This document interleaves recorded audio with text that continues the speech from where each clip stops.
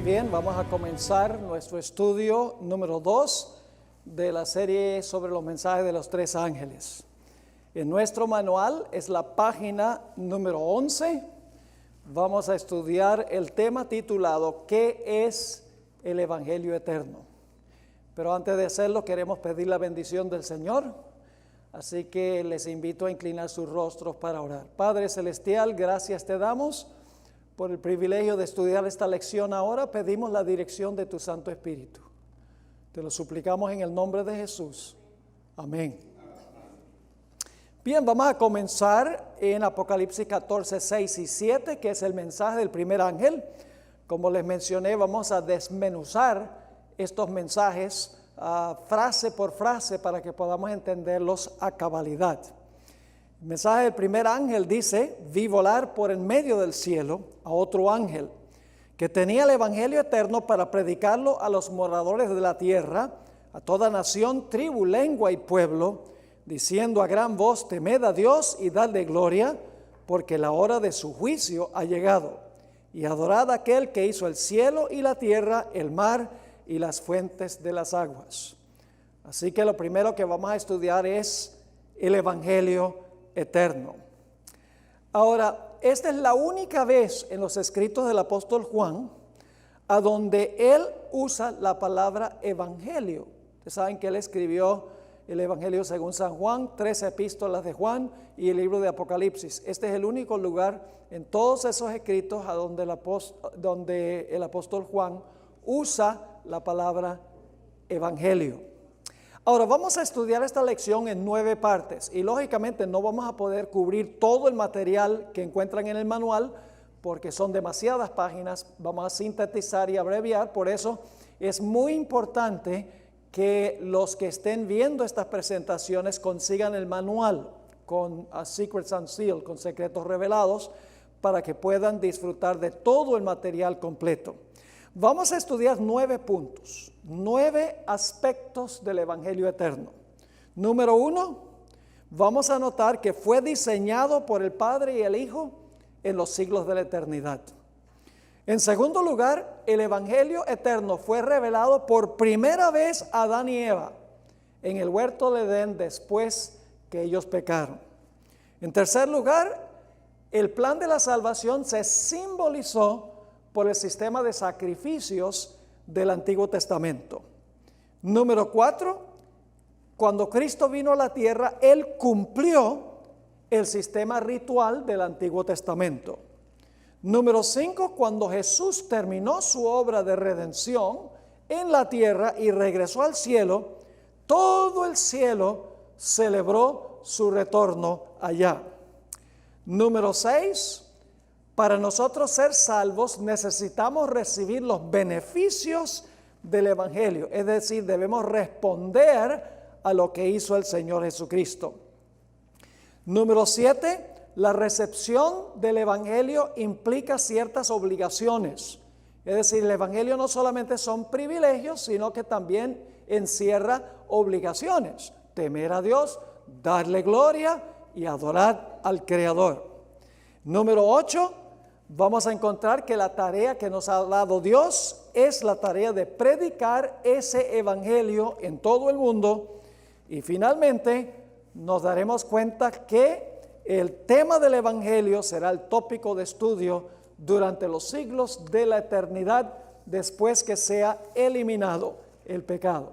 Así que ese es el bosquejo básico de la lección que vamos a estudiar a continuación. Ahora, lo primero que queremos preguntarnos es ¿por qué se le llama eterno a este evangelio? Si la salvación viene como consecuencia del pecado, pensaríamos que el evangelio solamente se aplica durante el periodo cuando hay que eliminar el pecado. ¿Por qué es eterno el evangelio? Bueno, porque este plan se formuló mucho antes que el pecado entrara al universo. Es decir, el plan fue diseñado por el Padre y el Hijo. Y básicamente el plan tenía 2 puntos. Número 1 es que Jesús tenía que venir para morir como un cordero sin mancha. Así que 2 puntos: el cordero, Cristo no podía tener mancha de pecado, y en segundo lugar tenía que sufrir la sentencia de muerte. Vamos a 1 de Pedro 1, 18 al 20, que se encuentra en la página 12 del manual, a donde se encuentran estas dos funciones del Cordero en el Antiguo Testamento que simbolizaban a Jesús. Dice: sabiendo que fuisteis rescatados de vuestra vana manera de vivir, la cual recibiste de vuestros padres, no con cosas corruptibles como oro o plata, sino con la sangre preciosa de Cristo, ahí está hablando de su muerte, como de un cordero sin mancha y sin contaminación. Es decir, el cordero no podía tener mancha y luego ese cordero sin mancha se sacrificaba. El cordero sin mancha representa la vida perfecta de Cristo. Y el matar el cordero representaba la muerte de Cristo. Sigue diciendo en el versículo 19 que fuimos redimidos con la sangre preciosa de Cristo, como de un cordero sin mancha y sin contaminación. Esa es su vida perfecta. Ya, ahora fíjense, ya destinado desde antes de la fundación del mundo, pero manifestado en los postreros tiempos por amor de vosotros. Así que dice aquí que ya Jesús estaba destinado antes de la fundación del mundo para venir como el Cordero Inmaculado para morir. Pero eso se manifestó en los postreros tiempos por amor a nosotros. Es decir, el plan estaba hecho en los siglos de la eternidad, pero solamente se anunció cuando entró el pecado y se implementó. En Romanos 16, 25 al 27, el apóstol Pablo también nos habla en cuanto a por qué el evangelio es eterno. Voy a leer ahora el versículo 25.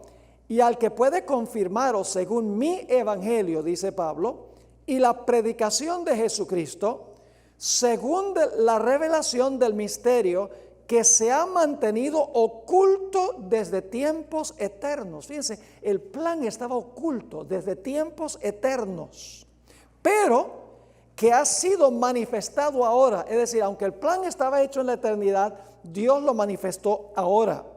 Y que por las escrituras de los profetas, según el mandamiento del Dios eterno, se ha dado a conocer a todas las gentes para que obedezcan a la fe. Al único sabio Dios sea gloria mediante Jesucristo para siempre. Amén.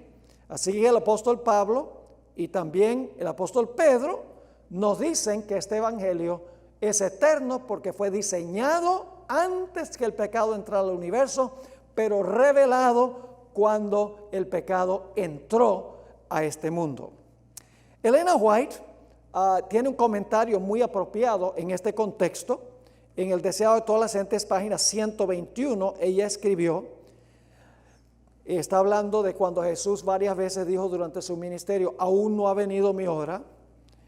Las palabras "aún no ha venido mi hora" indican que todo acto de la vida terrenal de Cristo se realizó en cumplimiento del plan que había existido desde los días de la eternidad. Todo lo que hizo y dijo Jesús ya se había diseñado en los siglos de la eternidad.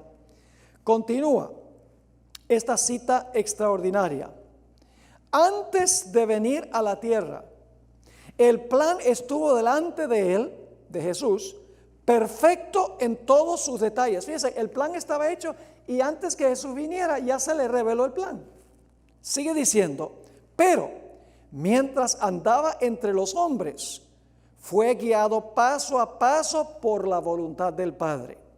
En el tiempo señalado no vacilaba en obrar, con la misma sumisión esperaba hasta que llegase el tiempo. Es decir, Dios ya en la eternidad había diseñado un calendario para Jesús, dónde debía estar, con quién se iba a encontrar, qué debía decir, qué debía hacer. Desde la eternidad ya eso se había determinado. Se implementó cuando vino Cristo Jesús. Ahora, el evangelio fue revelado a Adán y Eva. Este es el segundo punto. Primer punto es, el evangelio es eterno porque se diseñó o se formuló en los siglos de la eternidad en el plan que hicieron el Padre y el Hijo. El segundo punto es que Dios le reveló el evangelio a Adán y Eva cuando pecaron en el huerto del Edén. Ahora vamos a notar algunos puntos aquí. En el Salmo 104, 1 y 2 nos dice que Dios está cubierto con un glorioso manto de luz. Vamos a leer esos versículos. Bendice alma mía a Jehová. Jehová, Dios mío, mucho te has engrandecido. Te has vestido de gloria y de magnificencia. El que se cubre de luz como de vestidura, que extiende los cielos como una cortina. Noten que Dios se viste ¿con qué? Con luz. Luz como de vestidura. Ahora, ¿qué representaba este manto de luz que cubre a Dios? En realidad, el manto de luz que cubre a Dios, que es un manto literal, es decir, cuando se ve a Dios está cubierto de un manto de luz real, literal, pero eso representaba su justicia y su perfección. Ahora, quiero que notemos el Salmo 61:10, a donde nos dice que el manto de luz representa la justicia. Dice allí en Isaías 61:10, es la parte superior de la página 13, en gran manera me gozaré en Jehová, mi alma se alegrará en mi Dios, porque me vistió con vestiduras de salvación, me rodeó de manto de justicia, como a novio me atavió y como a novia adornada con sus joyas. Así que Dios está cubierto con un manto literal de luz, pero el manto literal de luz representa simbólicamente su justicia. Ahora, cuando Dios creó a Adán y Eva, los creó para reflejar su gloria. Notemos lo que dice en el libro Patriarcas y Profetas, página 26. Adán y Eva también estaban cubiertos con un manto de luz. Y ese manto de luz que cubría a Adán y Eva representaba su justicia, porque no habían pecado. Dice allí en esta cita, la pareja sin pecado no estaba vestida con vestiduras o mantos artificiales. Estaban cubiertos de una envoltura de luz y gloria, como la que viste a los ángeles. Fíjese, los ángeles también tienen un manto de luz. Mientras vivieron obedeciendo a Dios, este atavío de luz continuó, ¿qué cosa? Revistiéndolos. Así que Adán y Eva tenían un manto de luz real, literal. Claro. Notemos la cita en Palabras de Vida del Gran Maestro, página 252. Nuestros primeros padres estaban vestidos con mantos blancos de inocencia cuando fueron colocados por Dios en el santo huerto del Edén. Ellos, ahora fíjense qué representaban los mantos. Era luz real, pero simbolizaba algo. Dice, ellos vivían ¿cómo? En perfecta conformidad con la voluntad de Dios. ¿Eran justos ellos? Sí, su manto de luz representaba su justicia, como el manto de luz que cubre a Dios representa la justicia de Dios. Sigue diciendo, toda la fuerza de sus afectos era dada a su Padre Celestial. Una hermosa y suave luz, la luz de Dios envolvía a la santa pareja. Este manto era un símbolo, ahora fíjense que el manto de luz representaba algo. Este manto era un símbolo de sus vestiduras espirituales de celestial inocencia. Si hubieran permanecido fieles a Dios, Dios habría continuado, este manto de luz hubiera continuado, ¿qué cosa? Envolviéndolos. Así que, resumiendo, Dios tenía un manto de luz literal, representa simbólicamente su justicia. Adán y Eva fueron creados para reflejar a Dios. Ahora ellos también tienen un manto de luz literal que representa, mientras no habían pecado, su justicia. Pero luego la Biblia nos dice que Adán y Eva pecaron. No vamos a leer Génesis 3:6, que está en su manual, porque ustedes han leído eso muchas veces. Adán y Eva comieron del árbol de la ciencia del bien y del mal. ¿Y cuál fue el resultado de su pecado?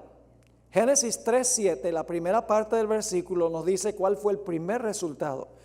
Dice, entonces fueron abiertos los ojos de ambos y conocieron que estaban, ¿qué cosa? Desnudos. Yo pregunto, ¿qué perdieron primero? ¿Su manto literal de luz o perdieron primero su manto espiritual? Perdieron el espiritual primero, porque perdieron su justicia. Pero cuando perdieron su justicia o su manto espiritual, ¿qué pasó con el manto literal de luz que los cubría? El manto literal desapareció, es decir, perdieron los dos mantos. El manto espiritual porque perdieron su justicia y el manto literal de luz porque pecaron contra Dios. Ahora, Elena White explicó, esto es en la página 14, en Palabras de Vida del Gran Maestro, página 252, lo que significa la pérdida del manto de luz literal y espiritual. Dice allí, pero cuando entró el pecado, rompieron su relación con Dios, es decir, perdieron su justicia. Y la luz que los había circuido, ¿qué pasó? Se apartó. ¿Perdieron los dos mantos, sí o no? Sí. Ahora, para solucionar el problema del pecado, ¿es necesario nuevamente restaurar los dos mantos? El propósito del plan de salvación es restaurar al hombre a donde estaban Adán y Eva, restaurar el manto literal de luz y el manto espiritual de justicia. Ahora, ¿cuál fue la solución que le dieron a Adán y Eva al problema de haber perdido su manto de luz? Génesis 3:7, la última parte del versículo nos lo dice. Entonces cosieron hojas de higuera y se hicieron, ¿qué cosa? Delantales, es decir, vamos a cubrir la desnudez física con hojas de higuera. Pero de nada valió porque aún se sentían desnudos después de cubrirse con las hojas. Noten Génesis 3, 9 al 13. Mas Jehová Dios llamó al hombre y le dijo, ¿dónde estás tú? Y él respondió, oí tu voz en el huerto y tuve miedo porque estaba desnudo y me escondí. Y Dios dijo, ¿quién te enseñó que estabas desnudo? ¿Has comido del árbol de que yo te mandé no comieses? Y ahora escuchen, y el hombre respondió, la mujer que me diste por compañera me dio del árbol y yo comí. ¿Qué está haciendo? Justificando su pecado, echándole la culpa ¿a quién? A la mujer, está dando una excusa por su pecado. Y el versículo 13 dice, entonces Jehová Dios dijo a la mujer, ¿qué es lo que has hecho? Y dijo la mujer, la serpiente me engañó y comí. Es decir, la culpa la tiene la serpiente e inclusive le está diciendo, Dios tiene la culpa porque creó a la serpiente.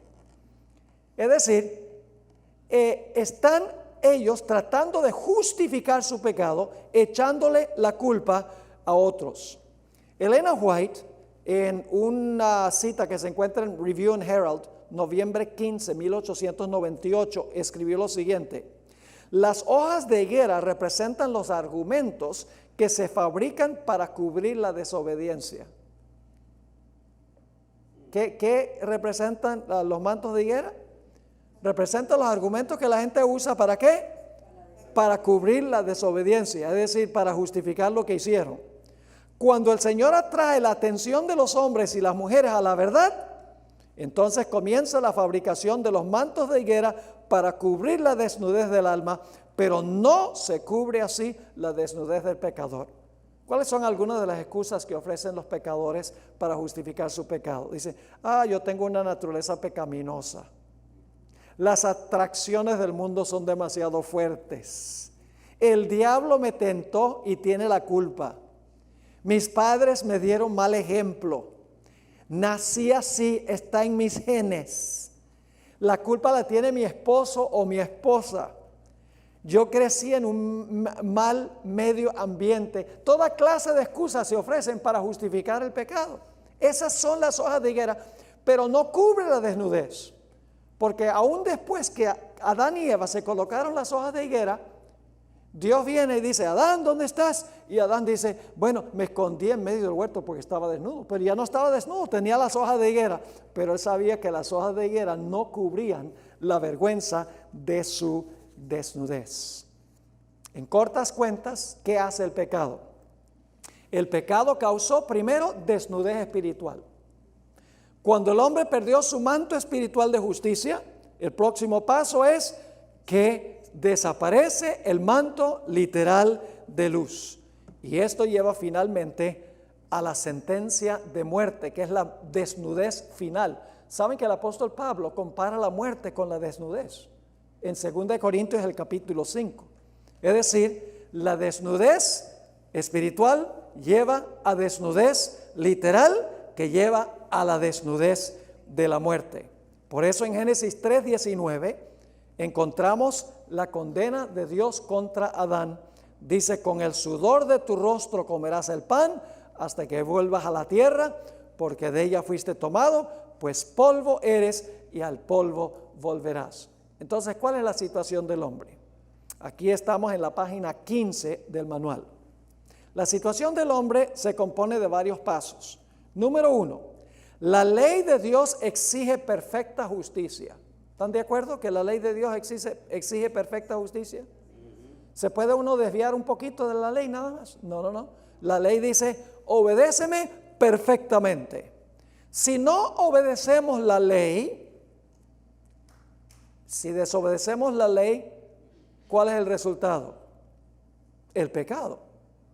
Porque dice en 1 Juan 3:4, todo aquel que comete pecado, infringe también la ley, pues el pecado es infracción de la ley. Así que la ley dice, obedéceme perfectamente. Si no la obedecemos, eso es pecado. Y la paga del pecado es ¿qué cosa? La muerte. Romanos 6:23 dice, porque la paga del pecado es muerte. ¿Y cuántos seres humanos están bajo sentencia de muerte? Bueno, la Biblia dice que todos. Romanos, el capítulo 5 y el versículo 12, dice, por tanto, como el pecado entró en el mundo por un hombre, y por el pecado la muerte, así la muerte pasó ¿a cuántos? A todos los hombres, por cuanto ¿qué? Todos pecaron. Y encontramos también en Romanos 3:23 y el versículo 10, como está escrito, no hay justo ni aun uno, por cuanto todos pecaron y están destituidos de la gloria de Dios. Así que pueden entender la situación precaria del hombre. La ley de Dios exige ¿qué? Absoluta y perfecta justicia. Si no le ofrezco perfecta justicia a la ley, eso es pecado. Y si peco, el resultado es ¿qué? El resultado es la muerte. Y como todos han pecado, todos merecen ¿qué? Todos merecen morir. Una situación problemática tiene el hombre, ¿sí o no? Bien seria la situación que tiene el hombre. Ahora, la buena nueva es que el mismo día que Adán y Eva pecaron y se hicieron reos de muerte, ese mismo día Dios les reveló que había un plan para salvarlos, para restaurar el manto de justicia y para restaurar el manto literal de luz. Porque si se restaura la justicia, entonces se va a restaurar también el manto de luz. Ahora, noten lo que dice Génesis 2:17. Esta es la página 15 del manual, Génesis 2:17.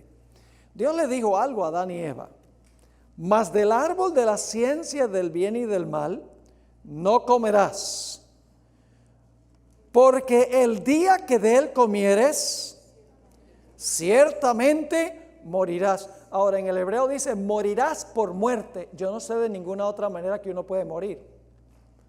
Lo que quiere decir es que vas a morir de verdad, el día que pecares. ¿Cuándo iban a morir Adán y Eva si comían del fruto? Le dijo Dios a Adán: si comes del árbol, en 1000 años, en 930 años vas a morir. No, Señor, le dijo, el mismo día que tú peques, ese día tú vas a morir. Pero tenemos un problema. Adán no murió ese mismo día. Adán murió de 930 años. ¿Por qué no murió Adán ese mismo día? ¿Por qué no murió Eva ese mismo día? Porque Dios conmutó la sentencia. Porque alguien se ofreció a venir a vivir una vida perfecta en armonía con la ley y a morir para pagar la pena de Adán y Eva y todos sus descendientes. Esa promesa se encuentra en Génesis 3:15, mi versículo favorito de toda la Biblia, donde Dios le está hablando a la serpiente y le dice: y pondré enemistad entre ti y la mujer, y entre su simiente y la simiente suya. Esta, es decir, la simiente de la mujer, te herirá en la cabeza y tú le herirás en el calcañar. Dios le está diciendo a la serpiente: se te va a dar un golpe mortal en la cabeza. Tú vas a herir a la simiente de la mujer, sí, en el calcañar, pero eso no es una herida de muerte. Pero te va a salir caro porque te va a aplastar la cabeza. Ahora, ¿cómo le iba a aplastar la cabeza la simiente de la mujer a la serpiente? Tenemos que ir al versículo 21, que se encuentra unos pocos versículos después del 15. Ahora Dios va a mostrar cómo Él va a cubrir la vergüenza de la desnudez del ser humano. ¿Cómo había procurado el hombre cubrir la vergüenza de su desnudez? ¿Con hojas de qué? Higuera. ¿Y qué representaban las hojas de higuera? Sus excusas por el pecado, diciendo, bueno, fue culpa de otro. Ahora Dios va a explicar cómo Él los va a cubrir, cómo va a cubrir su desnudez. Génesis 3:21. Y Jehová Dios hizo al hombre y a su mujer túnicas de poliéster. Están fallando los ojos. Túnicas de algodón. Túnicas de gabardina. No, túnicas de qué? De pieles. Y los vistió. ¿Quién hizo los mantos de pieles? Dios. ¿Quién los vistió? Dios los vistió. Ahora, ¿qué necesita hacer usted para conseguir la piel de un animal? Tiene que matar al animal. Es decir, ese día hubo en el Edén una muerte de un animal, de una víctima. Un cordero sin mancha fue sacrificado ese día.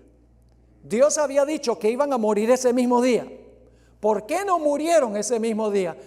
Porque se sacrificó a un animal en su lugar para cubrir la vergüenza de su desnudez. Es decir, la vida perfecta del Cordero de Dios y su muerte iba a cubrir la desnudez del ser humano. La hermana White en una revista, The Bible Echo, mayo 21, 1900, escribió: el mismo instante en que Adán cedió a la tentación de Satanás e hizo lo que Dios le había mandado que no hiciera, Cristo, el Hijo de Dios, se interpuso entre los vivos y los muertos y dijo: que caiga el castigo sobre mí, yo tomaré el lugar del hombre. Dadle otra oportunidad.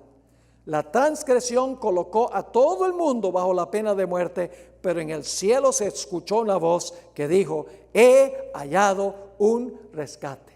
Amén. Ese mismo día Dios anunció la forma en que la simiente de la mujer iba a aplastar la serpiente, la cabeza de la serpiente.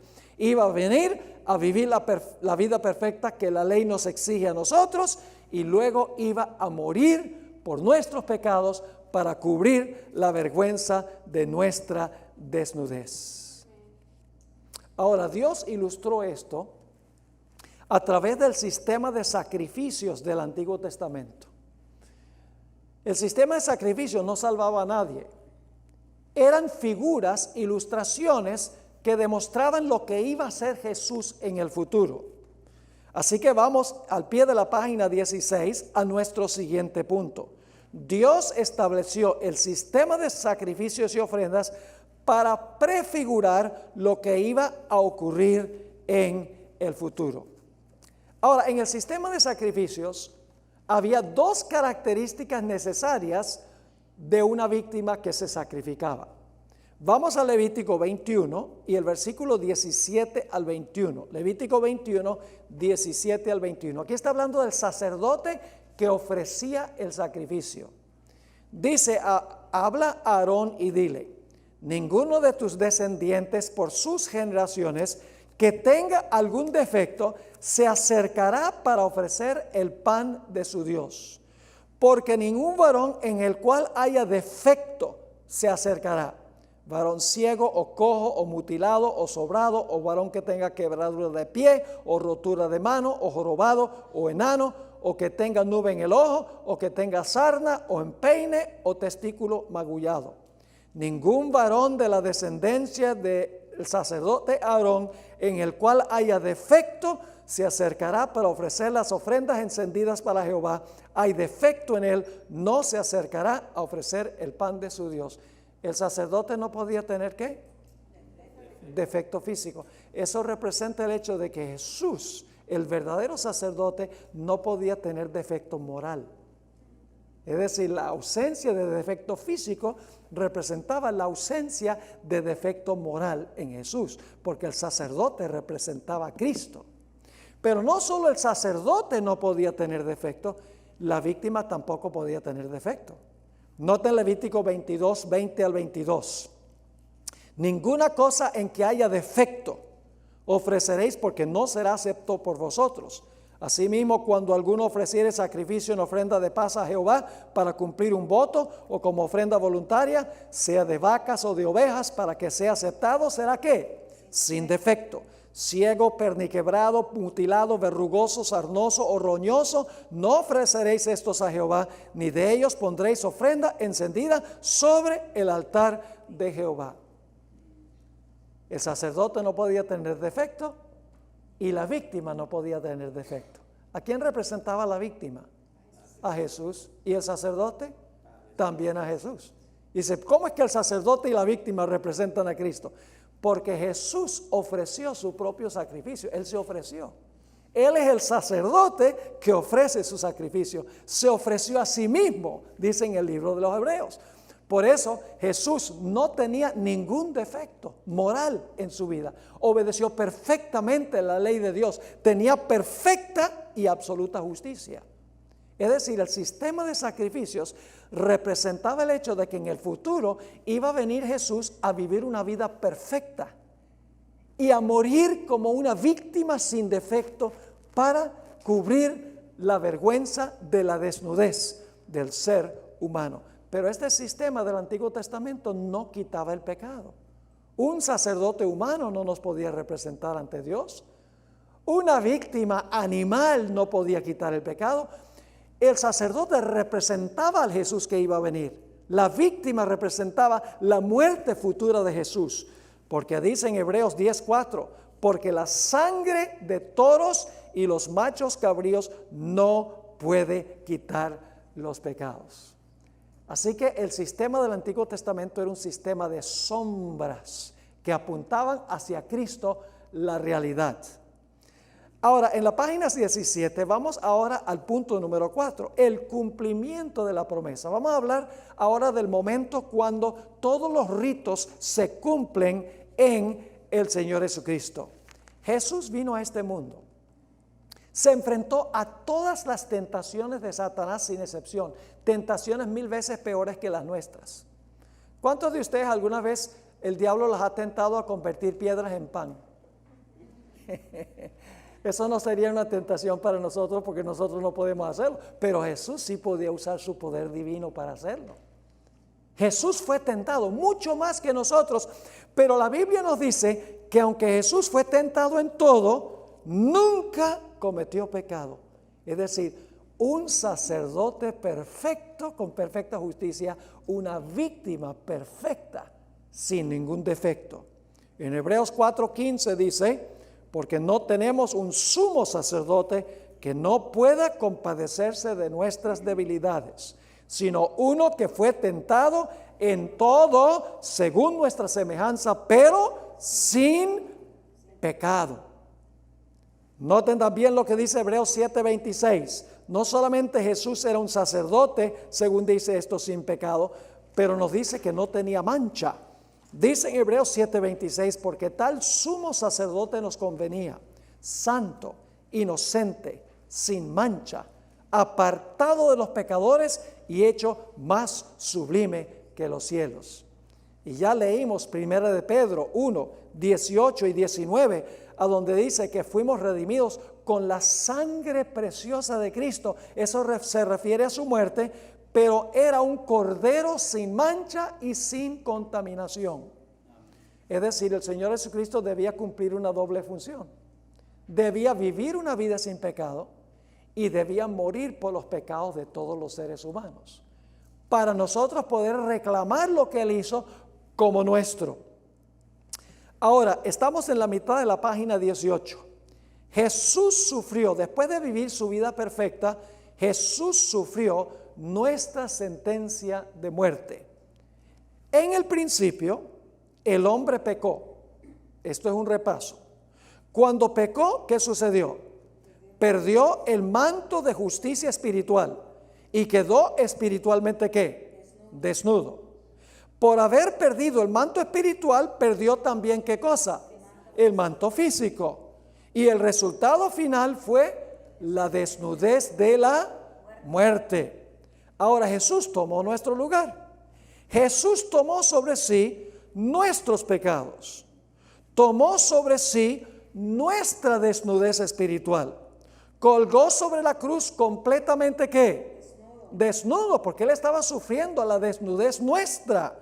Y finalmente sufrió también la desnudez de ¿qué? La desnudez de la muerte. Jesús, en otras palabras, tomó nuestro lugar. Vivió la vida que la ley nos exige a nosotros. Y murió la muerte que la ley nos exige a nosotros. Y algunos dicen, pero ¿cómo Jesús podía vivir por todos y morir por todos? Es muy sencillo, hermanos y hermanas. ¿A cuántas personas creó Cristo Jesús? Jesús creó a todos. Y siempre que digo esto, alguien dice, no, pero a mí no me creó, yo nací de mi mamá. Y le digo, bueno, ¿y tu mamá de dónde nació? Pues de la mamá de ella. ¿Y la mamá de ella de dónde nació? De la mamá de ella. Si vamos hacia atrás, ¿a dónde termina el proceso? Con Adán y Eva. Cuando Jesús creó a Adán y Eva, creó a todos los seres humanos, porque todos vienen de ellos. Solo el que creó a todos podía ofrecerse para venir y vivir en lugar de todos y morir en lugar de todos. Cuando Jesús vivió su vida perfecta, tejió un manto de perfecta justicia disponible a todo ser humano. Cuando Jesús murió en la cruz, murió por todo ser humano en el planeta. Dice en Gálatas 3 y el versículo 13, esto es al pie de la página 18, Cristo nos redimió de la maldición de la ley. ¿Y cómo lo hizo? Hecho por nosotros maldición. Jesús tomó sobre Él mismo la maldición que nos pertenece a nosotros. Como dice 2 Corintios 5:21, al que no conoció pecado, por nosotros ¿qué? Lo hizo pecado. Es decir, Jesús no pecó, esa es su vida perfecta. Pero el Padre colocó sobre Él los pecados de todos nosotros. No conoció pecado, pero el Padre lo hizo pecado para que nosotros al aceptarlo pudiésemos ser reconocidos como justos en Jesús ante el Padre. ¡Qué gloriosa verdad! Amén. Noten lo que dice Isaías 53, 5 y 6. Mas Él herido fue por nuestras rebeliones, molido por nuestros pecados. El castigo de nuestra paz fue sobre Él, y por su llaga fuimos nosotros curados. Todos nosotros nos descarriamos como ovejas, cada cual se apartó por su camino, mas Jehová cargó en Él el pecado de ¿qué? El pecado de todos nosotros. Jesús vivió la vida que la ley nos exige a todos nosotros. Jesús murió la muerte que la ley nos exige a nosotros por ser pecadores. Es decir, Jesús vivió en lugar de todos y murió en lugar de todos. Tejió un manto perfecto de justicia espiritual y literal que le puede ofrecer a cada persona que lo reclame como suyo. Ahora vamos al punto número 5, a la mitad de la página 19. El cielo celebra el triunfo del Evangelio. Ahora el Señor Jesucristo ha vivido la vida perfecta que la ley exige, ha muerto por todos los pecadores como la ley exige, y ahora Jesús asciende al cielo y viene la gran celebración, honrando al Cordero que ha logrado la victoria. Dice en Apocalipsis 5, 11 y 12, aquí está Jesús en medio de una gran celebración. Y miré y oí la voz de muchos ángeles alrededor del trono y de los seres vivientes y de los ancianos, y su número era millones de millones, que decían a gran voz: al Cordero que fue inmolado es digno de tomar el poder, las riquezas, la sabiduría, la fortaleza, la honra, la gloria y la alabanza. La gran celebración evangélica en el cielo, cuando Jesús ha vivido la vida que todos debemos vivir, ha muerto la muerte que todos debemos morir, y si lo recibimos, seremos aceptos en el amado. Ya no tenemos que preocuparnos de lo que Dios piensa de nosotros, sino lo que Dios piensa de Jesús, el que toma el lugar de nosotros. Pero ahora llegamos al punto número 6, a mitad de la página 19. Lo que Jesús hizo, lo hizo por todos. Vivió en lugar de todos y murió en lugar por todos. Pero no significa que por eso todo el mundo se va a salvar. Porque hay que aceptar el regalo del Evangelio personalmente. ¿Y qué significa eso? Romanos 6:23 dice, porque la paga del pecado es muerte, pero ¿el qué? El regalo de Dios es vida eterna en Cristo Jesús, Señor nuestro. Ahora, déjenme darles una ilustración para que puedan entender lo que estoy diciendo, que hay que aceptar el Evangelio. Jesús sí vivió por todos y murió por todos, vivió una vida perfecta y murió por todos los pecados que jamás se hayan cometido. Pero la persona individualmente tiene que recibir a Cristo y aceptar lo que Cristo hizo para salvarse. Les voy a dar esta ilustración. Quiero que se imaginen el dueño de un banco. Por su misericordia y su gracia, decide establecer una cuenta con suficiente capital para pagar las deudas de todo ser humano en el planeta Tierra. Deposita en la cuenta suficiente capital para pagar la hipoteca, las tarjetas de crédito, los préstamos educativos, las tarjetas de almacenes por departamento, las cuotas del carro y todas las demás deudas. Coloca suficiente capital para pagar toditas las deudas de todos los seres humanos. Pero ¿de qué valdría establecer una cuenta así si nadie sabe que está disponible? Así que el dueño del banco anuncia por medio de todos los medios de comunicación, palabra de boca, televisión, radio, internet, teléfono, la prensa, Facebook, Twitter, WhatsApp, Instagram, etcétera. La buena noticia es que ha depositado suficiente capital para cancelar las deudas de todos los seres humanos. No hay razón para quedar endeudados. Pero hay una condición, estamos en la página 20. Los deudores tienen que arrepentirse de haberse endeudado. Tienen que confesar que hicieron mal, venir al banco confiando que el dueño en verdad está dispuesto a saldar sus deudas.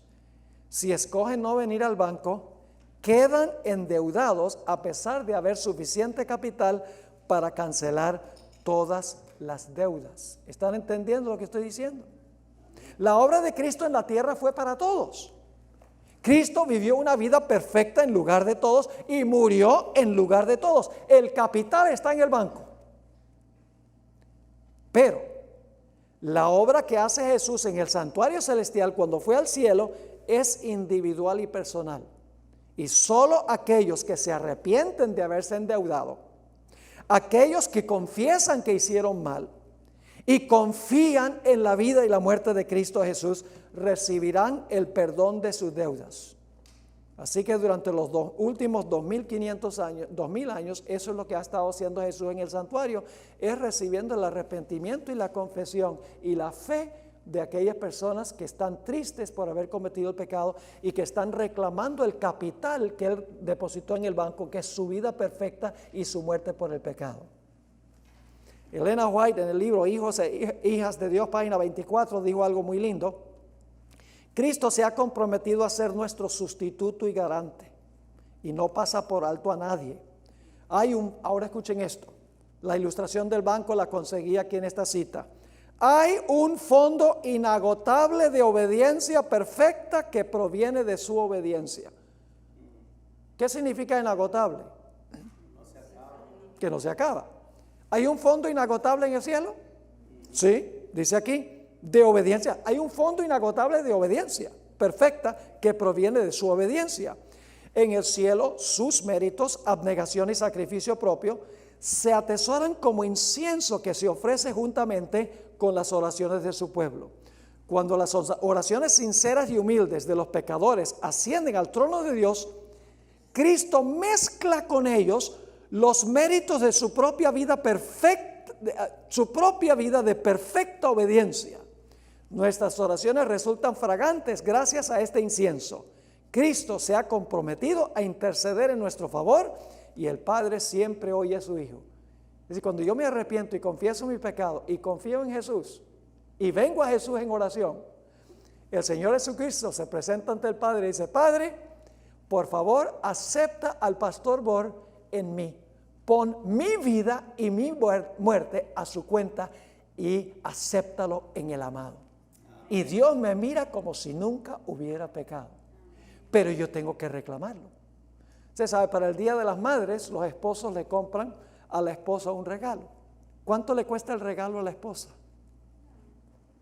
Para la esposa es gratis, pero el esposo paga. Cuando Cristo vivió y murió, Él compró el regalo y lo compró para todos los seres humanos. Pero yo pregunto, ¿tiene usted la opción de rechazar un regalo? Sí, tenemos la opción de rechazar un regalo. Jesús compró el regalo por su vida perfecta y su muerte en la cruz, pero solamente aquellos que vengan a Él y reciban el regalo finalmente se salvarán. Ustedes conocen el versículo más famoso de la Biblia, Juan 3:16. Siempre nos enfocamos en la primera mitad del versículo y nos olvidamos la segunda mitad. ¿Qué dice ese versículo? Porque de tal manera amó Dios a Panorama City. Bueno, también. Porque de tal manera amó Dios ¿al qué? Al mundo, que ha dado a su Hijo unigénito. ¿Por cuántas personas dio Dios a su Hijo? Por el mundo. Pero entonces todos se van a salvar, porque lo dio para todo el mundo. No. Dice, porque de tal manera amó Dios al mundo, que ha dado a su Hijo unigénito, para que todo aquel que en Él cree no se pierda, mas tenga vida eterna. Usted tiene que reclamar el capital del banco. Usted tiene que recibir el regalo para beneficiarse. Usted no le puede añadir a la salvación. Usted sencillamente está aceptando a la vida perfecta de Cristo y su muerte en la cruz. Y Él está tomando esto y poniéndolo a su cuenta cuando hay arrepentimiento, confesión y fe en Él. No estamos haciendo nada para salvarnos, estamos aceptando la provisión que Jesús hizo, no lo que nosotros hemos hecho. Noten Hechos 2 y el versículo 38.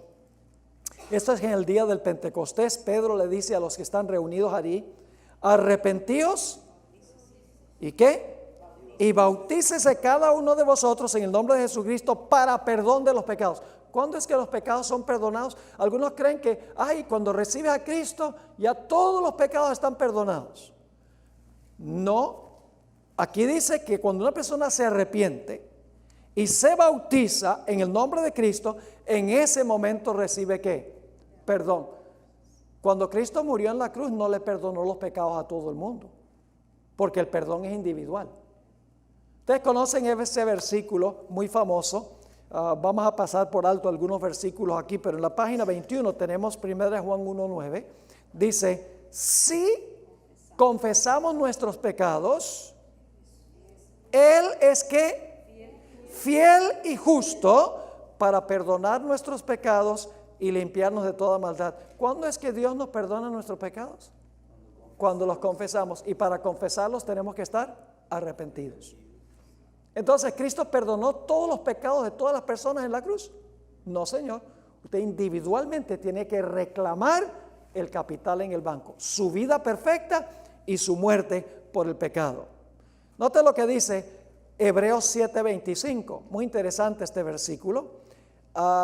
¿Intercede Jesús por todos los seres humanos en el santuario? No.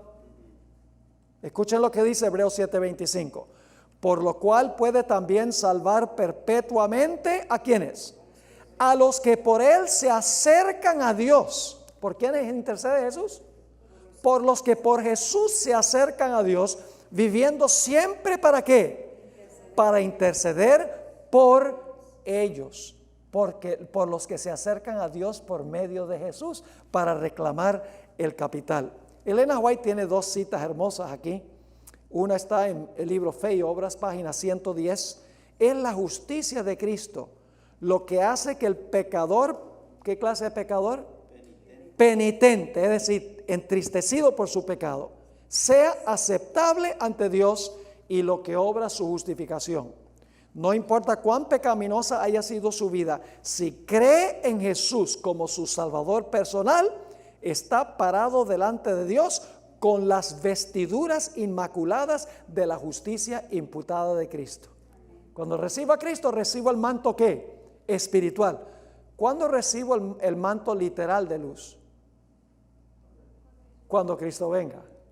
Cuando vista esto mortal de inmortalidad y esto corruptible de incorrupción, entonces tendré el manto literal. Pero ahora puedo tener el manto espiritual de la justicia de Cristo. Si lo recibo como mi Salvador, si recibo su vida y su muerte, arrepentido, confesando el pecado, teniendo fe en Él y por el poder de Dios venciendo el pecado. En el libro La fe por la cual vivo, página 109, dice: la gracia de Cristo justifica gratuitamente al pecador sin mérito o reclamo de su parte. La justificación es el perdón pleno y completo del pecado. Ahora viene la parte linda. El mismo instante en que el pecador acepta a Cristo por fe, recibe perdón. Se le imputa. La palabra imputa significa se le acredita, se le pone a su cuenta. Se le imputa la justicia de Cristo y ya no debe dudar en cuanto a la gracia perdonadora de Dios. Qué linda cita. ¿Están entendiendo lo que estamos estudiando? Ahora tenemos que ir al punto número 7 rápidamente. Los imperativos del Evangelio. ¿Sabe? Muchos cristianos les encantan los beneficios del Evangelio, pero no les gustan los imperativos o lo que Dios manda. Eso indica que en realidad no han recibido a Cristo como Salvador. El mensaje del primer ángel tiene 3 imperativos. Teme a Dios, dale gloria, adora al Creador. Es decir, los que han aceptado el Evangelio van a cumplir los imperativos o los mandatos que da el mensaje del primer ángel. El Evangelio exige cambios en nuestro estilo de vida.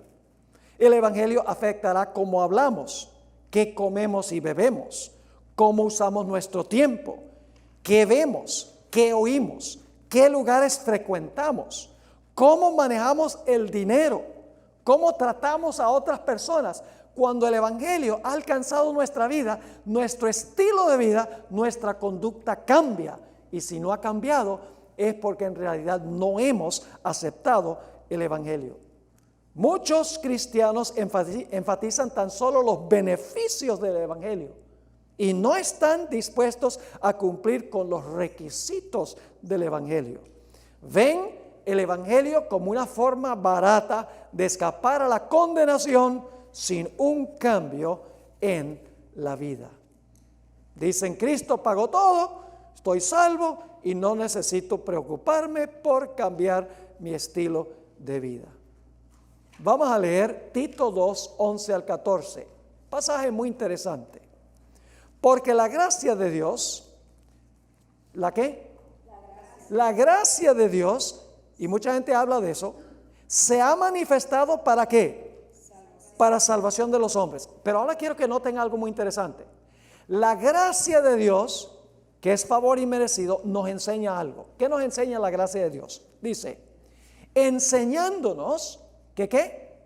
Renunciando a la impiedad y a los deseos mundanos, vivamos en este siglo sobria, justa y piadosamente. ¿Qué nos enseña el Evangelio? Que debemos vivir ¿cómo? Sobria, justa y piadosamente, aguardando la esperanza bienaventurada y la manifestación gloriosa de nuestro gran Dios y Salvador Jesucristo, quien se dio a sí mismo por nosotros, ¿con qué propósito? Para redimirnos de toda iniquidad, ¿y qué más? Y purificar para sí un pueblo propio, celoso de buenas obras. Todo eso es lo que nos enseña el Evangelio de la gracia de Dios. La gracia de Dios es favor inmerecido. Pero cuando entendemos la gracia de Dios, cambiará nuestra conducta, nuestro estilo de vida. Efesios 2, 8 y 9 tiene versículos que citan mucho los cristianos de hoy en día. Porque por gracia sois salvos por medio de la fe, y esto no de vosotros, pues es don de Dios, no por obras para que nadie se gloríe. Dice: todo es gracia y nada por obras, así que no tengo que preocuparme por mis obras. Pero no leen el versículo 10. El versículo 10 dice: porque somos hechura suya, creados en Cristo Jesús, ¿con qué propósito? Para buenas obras, las cuales Dios preparó de antemano para que anduviésemos en ellas. No es que ahora digo la gracia de Dios me salva y puedo vivir como el diablo. No, Señor, si yo entiendo la gracia de Dios, lo que le costó a Jesús salvarme, la vida va a cambiar. Ahora, número 8. ¿Cuál es nuestra tarea? Nuestra tarea es predicar ¿qué? Predicar el Evangelio eterno, para que todo el mundo pueda saber lo que hemos estudiado esta mañana, para que todo el mundo pueda venir a Jesús, recibir a Jesús como Salvador, aceptar el regalo, arrepentirse, confesar su pecado, ser bautizados, ser aceptos en el amado y luego ellos vivir una vida semejante a la vida de Cristo Jesús. Esa es la tarea que nos corresponde a nosotros. Por eso dice que el ángel proclama el evangelio eterno y proclama también los imperativos que se deben implementar como resultado. Ahora llegamos a nuestro último punto, que es la celebración final y el recordativo. Habrá una gran celebración final entre todos los redimidos del evangelio de la salvación. En Apocalipsis 7, 9 al 12 dice: después de esto miré, he aquí una gran multitud, la cual nadie podía contar, de todas las naciones, tribus, pueblos y lenguas que estaban delante del trono y en la presencia del Cordero, vestidos de ropas blancas y con palmas en las manos. Y clamaban a gran voz diciendo: la salvación pertenece a nuestro Dios que está sentado en el trono y al Cordero. Y todos los ángeles estaban en pie alrededor del trono y de los ancianos y de los 4 seres vivientes, y se postraron sobre sus rostros delante del trono y adoraron a Dios, diciendo: amén. La bendición, la gloria y la sabiduría, la acción de gracias y la honra y el poder y la fortaleza sean a nuestro Dios por los siglos de los siglos. Amén. Ese será el himno final de los que han sido redimidos por el evangelio. Pero no termina allí. Aún en la eternidad estudiaremos el evangelio de la salvación. Recordaremos todos los pasos. Estudiaremos por la eternidad el misterio del plan de la salvación. Noten esta última cita. Va a haber un recordativo del plan de la salvación. Solo queda un recuerdo. Va pie de la página 23. Nuestro Redentor llevará siempre las señales de su crucifixión. En su cabeza herida, su costado, en sus manos y en sus pies se ven las únicas huellas de la obra cruel efectuada por el pecado. Y las marcas de su humillación son su mayor honor. A través de las edades eternas, las llagas del evangelio proclamarán su alabanza y declararán su poder.